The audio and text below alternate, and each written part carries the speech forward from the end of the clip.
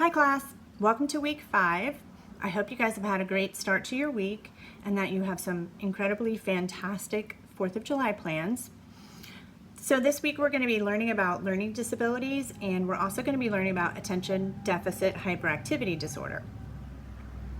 Learning disabilities affect about 40% of students who have a disability and receive services under IDEA.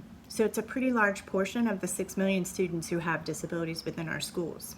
So in this chapter, you're going to learn some characteristics, some ways to help people with learning disabilities reach their potential.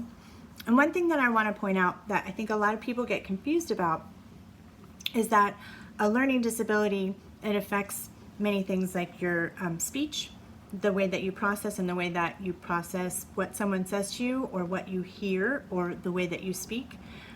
It affects reading, it affects math, it can affect the way that you write, but it is totally separate from an intellectual disability, and it's actually separate from any other disability that you guys will learn about or have already learned about in this class. So a lot of times I think people get confused and they think that someone who has an intellectual disability also has a learning disability, and they don't. It's a totally different, separate disability. I just wanted to clarify that. The second disability category that you're going to learn about this week is attention deficit hyperactivity disorder. And this is a really important chapter to read and to get to learn a little bit more about it, because ADHD diagnoses are on the rise.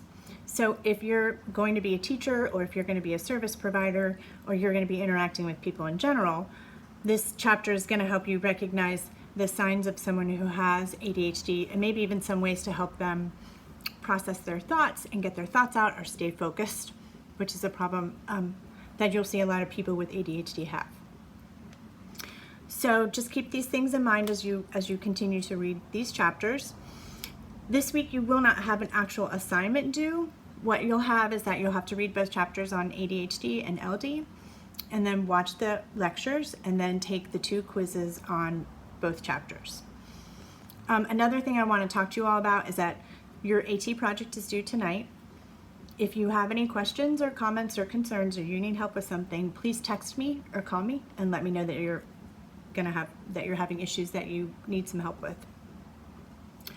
I'm gonna start probably after midnight, start trying to grade some of them.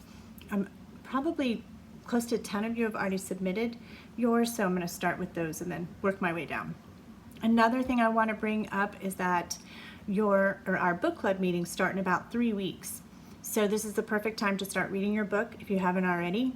Just make sure that as you're reading, that you take notes, and that you specifically pay attention to the connections that you may feel to the characters, or a connection that you may feel with what's happening in the story, because this will just add to our discussion when we actually meet about our books.